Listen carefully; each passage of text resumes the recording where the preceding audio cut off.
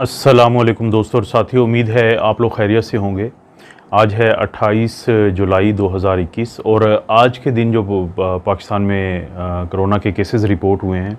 उनकी तादाद है 4119। और जो लोग जिनकी ज़िंदगी की जो बाजी जिन्होंने हारी है कोरोना के हाथों, उनकी तादाद बाज़ जगहों पे 44 बताई जा रही है गवर्नमेंट की तरफ से और बाज़ जगहों पे 46। तो जो आज की सबसे अहम बात है वो है कराची से मुतल्लिक, क्योंकि कराची में जो पॉजिटिविटी की रेशो है वो 26% क्रॉस हो चुकी है, जो कि बहुत ज़्यादा है। और कल का दिन वहाँ पे जो 900 से ज़्यादा केसेस हुए एक दिन में, वो पेंडेमिक आने के बाद ये जो तीसरी या चौथी वेव है। इससे पहले किसी वेव में एक दिन में इतने ज़्यादा केसेस नहीं हुए कराची में। और इसी तरह से वहाँ पे जो आईसीयूज़ हैं, कल मैंने जिक्र किया था कि मुख्तलिफ जो हॉस्पिटल्स हैं वो अपनी अब इलेक्टिव सर्जरीज़ बंद कर रहे हैं। और अभी वहाँ पे ये अपडेट है कि मुख्तलिफ जो आईसीयूज़ हैं वहाँ पे लोगों की तादाद है जो दाखिल हुए हैं कोरोना के बायस, वो काफ़ी ज़्यादा हो चुकी है। बदकिस्मती से अगर हम देखें कि ईद के बाद अब हम दिनों के उस फेज़ में दाखिल हो गए हैं कि ईद के दिनों में जितनी भी हम लोगों से गलतियाँ हुई होंगी उस वक़्त, ख़ासतौर पे बड़े शहरों में रहने वाले लोगों से, तो वहाँ के जो नतीजे हैं अब हमारे सामने आना शुरू हो चुके हैं। क्योंकि जब भी कहीं पे किसी को इन्फेक्शन का सामना होता है तो उसके बाद से 1 से 2 हफ़्ते के बाद उसके असरात ज़ाहिर होना शुरू हो जाते हैं। और बदकिस्मती की बात यह है कि अब आगाज़ में ही 4119 का मतलब ये है कि पाकिस्तान में जो 2 बड़ी वेव्स आई हैं, अगर आप विंटर सर्ज को निकाल दें तो उनमें जो पहली वेव थी उसमें सबसे ज़्यादा जो केसेस पाकिस्तान में रिपोर्ट हुए थे एक दिन के अंदर वो थे 6825। और जो सेकेंड वेव थी उसमें अगर हम गौर करें तो उसमें जो सबसे ज़्यादा केसेस एक दिन में रिपोर्ट हुए वो थे 6127। लेकिन जितनी तेज़ी से अब केसेस बढ़ रहे हैं, और उसकी ज़ाहिर है दोस्तों बहुत बड़ी वजह डेल्टा वेरिएंट है, तो उसमें हमें ये नज़र आ रहा है कि ये रेशो कहीं पे भी जा सकती है। अब लोग घबराहट में, इसी घबराहट में लोग हो सकता है वैक्सीनेशन की तरफ भागें। और इस वक्त बदकिस्मती से पाकिस्तान में अगर वैक्सीनेशन की परसेंटेज भी देखें तो 2.5 से 3% लोग जो हैं वो फुली वैक्सीनेटेड हैं, यानी 54 लाख लोग जो हैं वो सिर्फ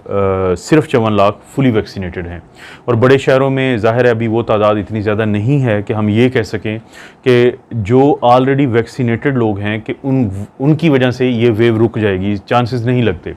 तो क्या लोगों को इस घबराहट में अब वैक्सीनेशन सेंटर्स की तरफ जाना चाहिए?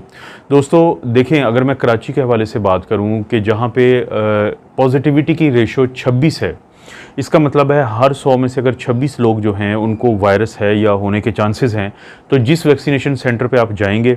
अगर फ़र्ज़ करें वो इंडोर है, वहाँ पे कोई एक तो आउटडोर नहीं है कि लोग बाहर खड़े होकर वैक्सीनेशन सेंटर के और फिर एक एक करके अंदर नहीं जा रहे, या फ़र्ज़ करें कि अगर एक एक करके भी अंदर जा रहे हैं लेकिन अंदर जहाँ पे वैक्सीन लग रही हैं आप लोगों को, वहाँ पे कोई क्रॉस वेंटिलेशन के इंतज़ामात नहीं हैं, तो इसके चांसेस बहुत ज़्यादा हैं कि आप लोगों को वैक्सीनेशन सेंटर्स पे भी इसका सामना करना पड़ सकता है कोरोना वायरस का। तो इसका हाल ये है कि आप वैक्सीन ज़रूर लगवाएं, लेकिन वैक्सीनेशन सेंटर को जब आपने चूज़ करना है तो इन बुनियादी बातों से आपने इनका ख्याल रखना है। क्योंकि अगर आप एक ऐसे वैक्सीनेशन सेंटर पे जाते हैं जहाँ पे लोगों का बहुत सारा हजूम है, ख़ासतौर पे मैं कराची के कॉन्टेक्स्ट में बात कर रहा हूँ जहाँ पे इस वक्त सबसे ज़्यादा पॉजिटिविटी की रेशो है, और वहाँ पे इंडोर ये सब लोग खड़े हैं और वहाँ पे क्रॉस वेंटिलेशन भी नहीं है, तो चांसेस काफ़ी ज़्यादा हैं कि वहाँ पे भी लोगों को जो कोरोना वायरस है वो लग सकता है। तो इस चीज़ को आपने समझना है। और दूसरा एक और बात समझे कि पाकिस्तान में अभी तक जितनी भी वेव्स आई हैं वो 1 से 2 महीने के अंदर वो ख़त्म हो जाती हैं, लेकिन जो आप वैक्सीन आज लगवाएंगे उसका असर सेकेंड डोज़ के जब 2 हफ्ते के बाद सामने आना है तो कम से कम उसके लिए 1.5 महीना चाहिए होता है। तो इसलिए इस भाग दौड़ में इस चीज़ का आपने ख्याल रखना है। और आपके ज़हन में ये भी बात रहे कि जो मेजॉरिटी केसेस होते हैं कोरोना वायरस के वो ख़ुद ही ठीक हो जाते हैं घरों में। अभी भी जिन लोगों से मेरा रब्ता हो रहा है उसमें कोई शक नहीं है कि एक बुनियादी फ़र्क है कि अब घर के ज़्यादा लोग एक वक्त में इन्वॉल्व हो रहे हैं, और उसकी वजह मैं बता चुका हूँ कि डेल्टा वेरिएंट जो होता है, एक तो ये बहुत तेज़ी से फैलता है कि नाक और गले में इसकी तादाद बहुत ज़्यादा होती है, और दूसरा इसका जो इंक्यूबेशन पीरियड होता है कि जब ये किसी शख्स में जाता है और उसके बाद जो अलामात का इजहार होता है तो वो कम है। इसीलिए एक घर के अंदर कम वक्त में ज़्यादा लोगों को इन्फेक्शन हो रही है, लेकिन उनमें से अक्सरियत घर में रह के ही 1 से 2 हफ्ते में बिल्कुल इससे सेहतयाब हो रहे हैं, इसमें कोई शक नहीं होना चाहिए। और अगर आपको कोई सेहत के बाकी मसाइल नहीं है, कोई शुगर नहीं है, कोई ब्लड प्रेशर नहीं है, सांस की दायमी मर्ज़ नहीं है, आपको जिगर का गुर्दे का कोई मसला नहीं है, या आप खुदा न खास्ता कैंसर जैसी मूजी मर्ज़ में मुब्तला नहीं है और कैंसर जैसी मर्ज़ की वजह से आपको कुछ ऐसी दवाइयाँ नहीं मिल रही जो क़ुव्वत मुदाफ़अत कम करती हैं, या आप किसी जोड़ों के दर्द में या बाज़ मुख्तलिफ़ किस्म की जो ऑटो इम्यून डिजीज़ होती हैं उनके लिए आपको इम्यूनोसप्रेसिव दिए जाते हैं, यानी आपकी क़ुव्वत मुदाफ़अत को दबाने के लिए दवाई दी जाती है। अगर आप उस कैटेगरी में नहीं हैं और आपकी उम्र भी कम है, तो आपको अगर बुखार होता है और आपका पीसीआर भी अगर पॉजिटिव आता है, तो आपने ख़ुद को घर में ही रखें। सिर्फ़ आपको फ़ीवर के लिए और बाकी जिस्म में दर्द के लिए पैनाडोल की ज़रूरत होगी, और अपने फ़ीवर को आपने मुसलसल मॉनिटर करना है 1 से 2 हफ़्ते के लिए। आपने अपने पानी का ख्याल रखना है, रेस्ट का ख्याल रखना है, अपनी खुराक का ख्याल रखना है। अगर आपका बुखार मुसलसल ज़्यादा रहता है तो अपने करीब तरीन डॉक्टर से आप बात करेंगे, ताकि वो ये देखें कि क्या पैनाडोल के साथ साथ, पैरासीटामोल के साथ साथ आपको कोई ना कोई ऐसी एंटीबायोटिक देने की ज़रूरत तो नहीं है कि जो सुपरएडेड इन्फेक्शन को कंट्रोल करती है। जैसे बाज़ औक़ात हम अज़िथ्रोमाइसिन देते हैं, लीवोफ्लॉक्सासिन देते हैं, सफिक्सिम देते हैं, या और भी कोई एंटीबायोटिक है, तो आपका जो डॉक्टर है वो आपको बात करके, आपको असेस करके, क्योंकि ये कोरोना वायरस एक वायरस है, इसने खुद ठीक हो जाना होता है 1 से 2 हफ़्ते के अंदर, और लोगों की जो अक्सरियत है वो इससे जल्द ठीक होती है। तो इसलिए अगर आपको कोई ऐसे हेल्थ के इश्यूज़ नहीं है तो आप अपने बुखार को, अपने फ़ीवर को मॉनिटर करेंगे और अपने पानी का और रेस्ट का ख़ुसूसी ख्याल रखेंगे और स्ट्रेस फ्री रहेंगे, क्योंकि अगर आप स्ट्रेस में जाते हैं तो वो भी आपके लिए नेगेटिव चीज़ है। लेकिन अगर आपके घर में एक ऐसे बुज़ुर्ग हैं जिनकी या ऐसी शख्सियत है जिनकी उम्र ज़्यादा है, जिन हेल्थ के इश्यूज़ का मैंने नाम लिया है, उनको इस तरह का कोई प्रॉब्लम है और वो भी इसकी लपेट में आते हैं, जो कि अक्सर हो भी रहा है, ज़ाहिर है कि उनको भी बुखार हो जाता है, उनका पीसीआर पॉजिटिव आ जाता है, तो उस सूरत में ना सिर्फ ये कि उनके फ़ीवर को मॉनिटर करना है, बल्कि उनकी जो सैचुरेशन है उसको भी मॉनिटर करना है कि उनके खून के अंदर जो ऑक्सीजन की मिकदार है वो कितनी ज़्यादा है, और अगर वो 94% से कम है तो आपके लिए बहुत ज़रूरी है कि आप उनको हॉस्पिटल लेके जाएं। और अगर उनको मुसलसल खांसी रहती है तो अपने डॉक्टर से मशवरा करने के बाद उनका चेस्ट का एक्सरे ज़रूर करवाएं, और हो सकता है कि आपके जो प्यारे हैं उनकी हालत को देखते हुए वो सीटी स्कैन जो चेस्ट का होता है वो करवाएं, क्योंकि जो एक्सरे पे नज़र आता है उससे 100 गुना ज़्यादा कोई भी चीज़ जो फेफड़ों से मुतल्लिक मैं बात कर रहा हूँ वो ज़्यादा तफसील के साथ, वजाहत के साथ और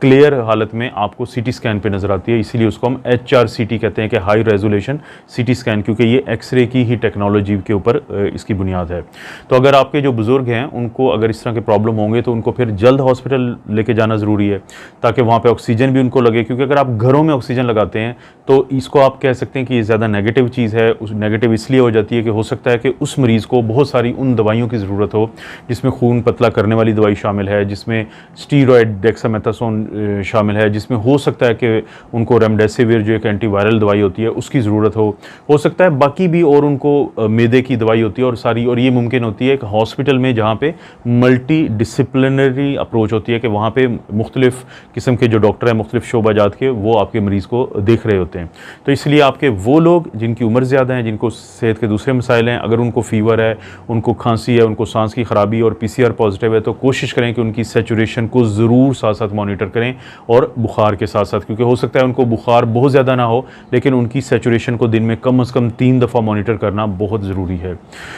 इसलिए ज़ाहिर है इस वेव से, जब वेव कोई आ जाती है तो आपने वेव से बचना है, और वैक्सीनेशन इस वक्त आपको वेव से, इस मौजूदा वेव से नहीं बचाएगी, लेकिन आगे आने वाली जितनी भी वेव्स हैं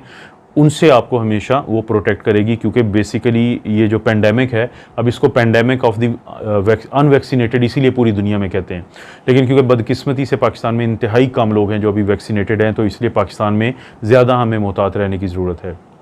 बहुत सारे दोस्त एक सवाल पूछते थे, तो उसके ऊपर एक स्टडी आई है, उसका मैं मुख्तसर सा जिक्र कर देता हूँ। सवाल ये होता था कि अगर हमें पहली डोज़ लगवाने के बाद एक वैक्सीन से एलर्जी हुई है तो हमें फिर अगली जो डोज़ है वही वैक्सीन लगवानी चाहिए, या हमें मुख्तलिफ लगवानी चाहिए, या हमें बिल्कुल नहीं लगवानी चाहिए। अभी तक की जो रिकमेंडेशंस होती थी वो ये होती थी कि फ़र्ज़ करें अगर आपको मैसेंजर RNA की लगी है, उससे आपको साइड इफ़ेक्ट हुआ है, तो आप अगली दफ़ा कोई और लगवाएं। और अगर आपको किसी एक ख़ास किस्म, चाहे वो जैसे चाइनीज़ वैक्सीन है या ऑक्सफोर्ड की वैक्सीन है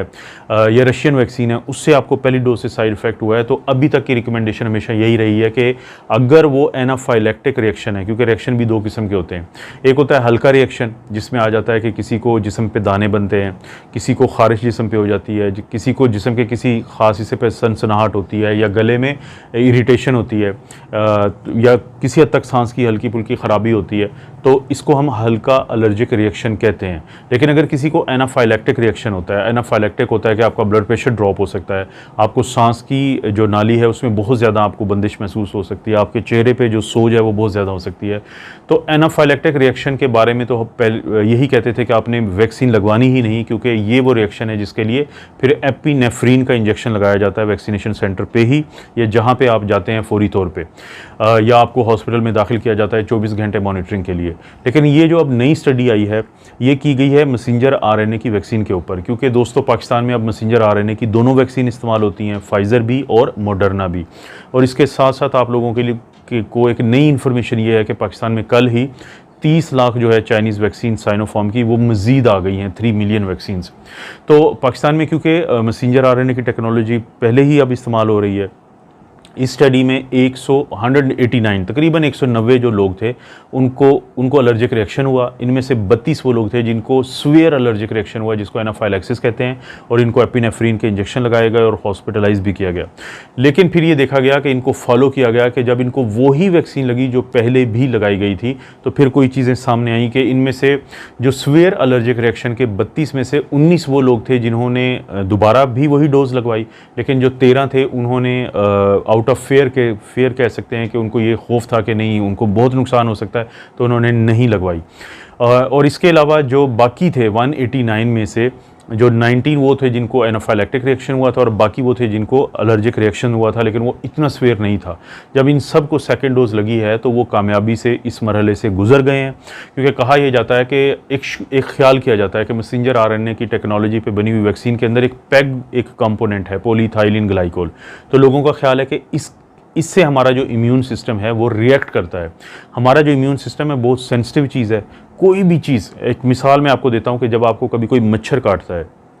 तो आप ये देखें कि फौरी तौर पे आपका इम्यून सिस्टम क्या करता है कि अगर आप ये बाजू पे देखें तो ये मच्छर काटने के बाद हिस्टामिन रिलीज़ करता है, जिसके बाद वहाँ से विदिन फ्यू मिनट्स, बिल्कुल 5 मिनट के अंदर अंदर वहाँ पे आपको रेडनेस नज़र आएगी, स्वेलिंग नज़र आएगी, वहाँ पे सोज नज़र आएगी। तो ये आपका इम्यून सिस्टम है जो हिस्टामिन नामी एक कंपोनेंट को रिलीज़ करता है। तो इसी तरह हमारा जो इम्यून सिस्टम है, जब कोई चीज़ उससे मुताबिकत ना रखती, और जो कि कुछ लोगों में ज़ाहिर कम में होता है ये पॉलीइथाइलिन ग्लाइकोल वाला, तो वो फौरी तौर पे वो रिएक्ट करते हैं। तो ये जो 189 लोग थे इन्होंने जो कामयाबी से ये पूरा किया है, तो इस पे फिर ये बहस छिड़ी है कि क्या इन लोगों को जिनको पहली डोज से रिएक्शन हुआ तो लगवानी चाहिए। ये स्टडी बताती है कि लगवानी चाहिए, लेकिन इन्होंने ये कहा है कि बेहतर ये है कि आप उस हॉस्पिटल में या उस जगह पे ये लगवाएं जहाँ पे पूरा इंतज़ाम हो कि अगर आपको कोई भी एलर्जिक रिएक्शन दोबारा होता है तो फौरी तौर पे आपको एपिनेफ्रीन का एक इंजेक्शन होता है तो वो लगाया जाता है, तो उससे तकरीबन ये रिएक्शन सारे मैनेज हो जाते हैं, और वहाँ पे सहूलत हो हॉस्पिटलाइजेशन की तो फिर आप लगवा सकते हैं।